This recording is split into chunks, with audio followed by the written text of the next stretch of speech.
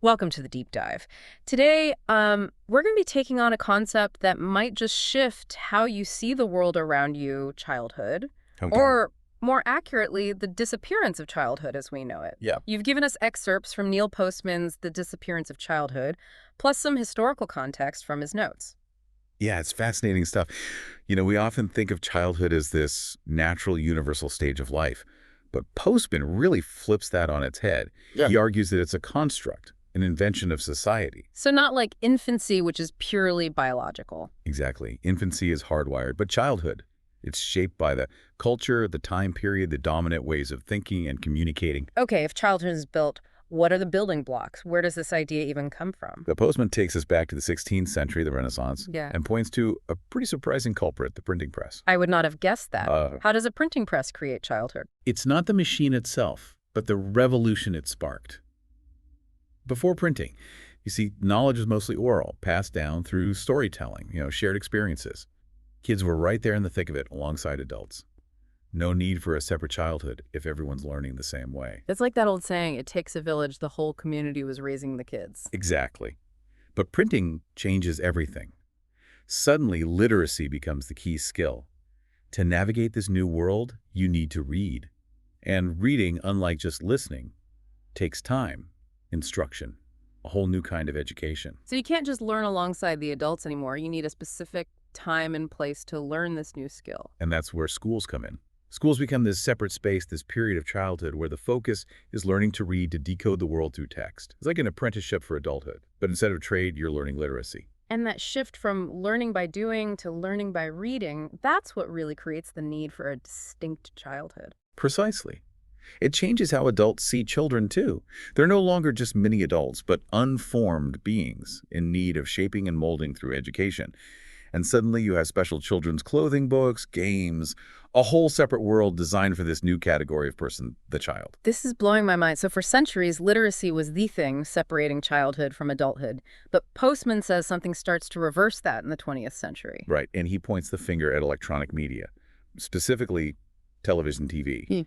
He argues undoes what print did.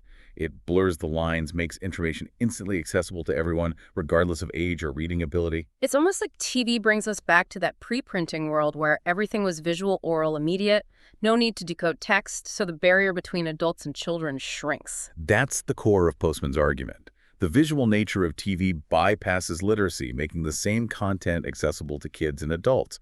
Think about it, news reports, commercials, even a lot of TV shows. They're all image-driven. Yeah. A child can grasp the same basic message as an adult. But is that really a bad thing? Doesn't it mean kids are more aware of the world around them? That's a question a lot of people have. And Postman doesn't shy away from the complexities. He acknowledges that TV can expose children to new ideas, cultures, information. But he's worried about the kind of information, the way it's presented, and the impact it has on the developing mind. So it's not just about access, it's about the nature of the information itself. Exactly. And that's where we start to get into some of the darker consequences of this blurring of boundaries. Yeah.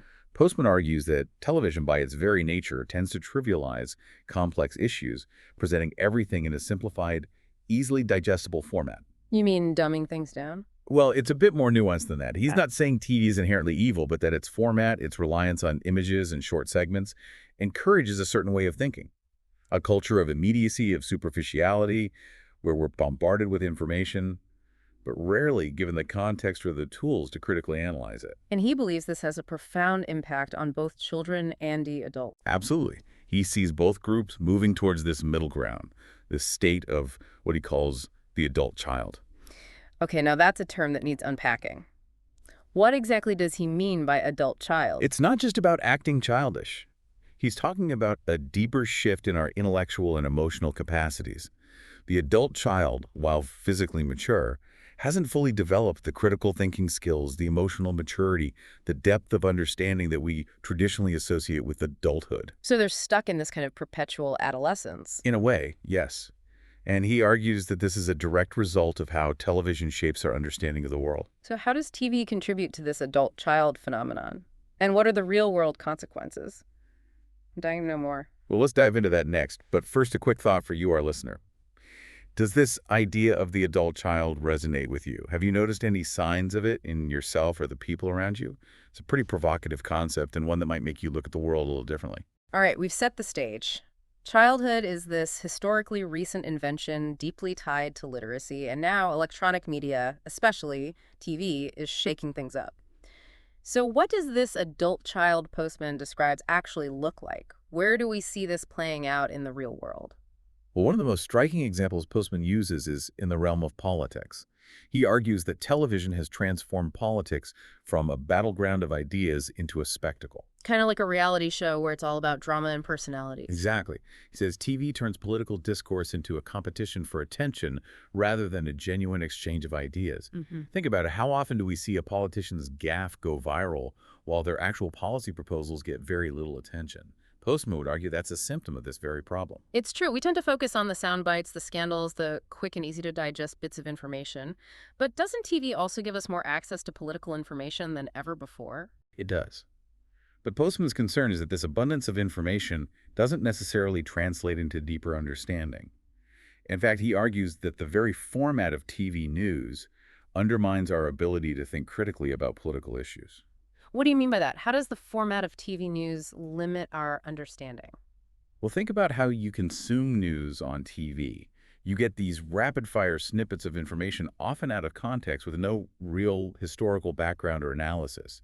It's all about grabbing your attention, keeping you entertained, then moving on to the next shiny object. So instead of engaging with complex issues, we're just passively consuming this stream of disconnected information. Right.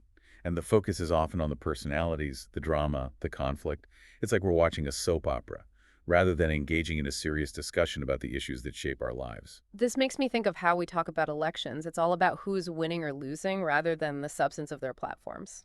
That's a great example. And Postman would say this horse race coverage is a perfect illustration of how television trivializes politics. And it's not just the viewers who are affected. He argues that this trend has a dumbing down effect on the politicians themselves. Because they have to play to the medium. They know that what gets attention is a catchy soundbite, not a nuanced policy proposal. Exactly. It creates a vicious cycle. The medium shapes the message, and the message reinforces the limitations of the medium. This is all starting to sound a bit bleak. If television is really having this much of an impact on our political discourse, does that mean we're doomed to a future of shallow, personality-driven politics? That's a question Postman grapples with, and it's one that each of us needs to consider. But his insights about television's impact on politics are just the tip of the iceberg. He sees similar trends playing out in other areas of our lives as well, like advertising. Advertising. What do TV commercials have to do with the disappearance of childhood? Well, buckle up, because this is where Postman gets really provocative. He argues that TV commercials are in essence a form of religious literature. Wow, okay, I did not see that coming. How does he connect commercials to religion? He points out that commercials often follow this kind of parable structure. They present a problem, something that's causing you anxiety or dissatisfaction. Then they offer a solution, which, surprise, surprise, usually comes in the form of a product. And finally, they show you a vision of happiness and fulfillment that you can achieve if you just buy that product. So it's like a modern-day version of sin and redemption, only the path to salvation lies in consumption. Exactly. And he argues that this message is incredibly potent because it bypasses logic and reason and appeals directly to our desires, our fears, our longing for happiness. And because TV can't really differentiate its audience, it sends this same message to everyone, regardless of age or maturity. So children are being exposed to this consumerist worldview from a very young age, and it shapes their understanding of what it means to be happy, successful, fulfilled. Right. It's like they're being indoctrinated into a belief system that centers on material possessions, instant gratification, and this constant striving for more, more, more. It seems like what Postman is really getting at here is a critique of our entire culture, a culture that's become obsessed with instant gratification and material wealth. It's not just about childhood, it's about what we value as a society. You're hitting on a key point there. Postman is deeply concerned that this kind of thinking, this constant bombardment with messages that equate happiness with consumption, undermines our ability to develop a more mature and nuanced understanding of ourselves and the world around us. It's almost like he's suggesting that we're all being infantilized by this culture, that we're losing our capacity for critical thinking and genuine human connection. And if that's the case, where do we go from here? What are the implications for our future? Those are the big questions, and the ones we'll explore in the next part of our deep dive. But before we do, let's pause for a moment and consider this. What are some of the commercial parables that you've internalized? What are those products that you've been told will bring you happiness and fulfillment? It's a sobering exercise, but it might just give you a glimpse into how deeply this consumerist ideology has permeated our lives. So far, we've really unpacked how childhood as a concept arose alongside literacy, and how TV might be blurring the lines between adults and kids. It's making me see everyday things like news or commercials in a whole new light. But this adult-child idea, what does Postman say are the long-term consequences of that? It sounds pretty dire. Yeah, it is a sobering picture he paints. Yeah. He believes this shift has profound implications for our future, not just individually, but for society as a whole. In what way? What are the specific dangers of raising a generation of adult children? Well, he's deeply concerned about the erosion of critical thinking, our ability to engage in meaningful dialogue and to solve complex problems. If we're all conditioned to think and behave like children, who's going to steer the ship? It's like we're trading long-term thinking and nuanced understanding for instant gratification and easy answers. But is Postman completely pessimistic? Does he offer any solutions, or are we just hurtling towards this dystopian future of adult children? Well, he does offer a glimmer of hope, but it requires a conscious effort to resist the dominant cultural trends. Remember the monastery effect we talked about earlier? Right, where parents create these little pockets of resistance, shielding their children from the negative influences of the media. Exactly.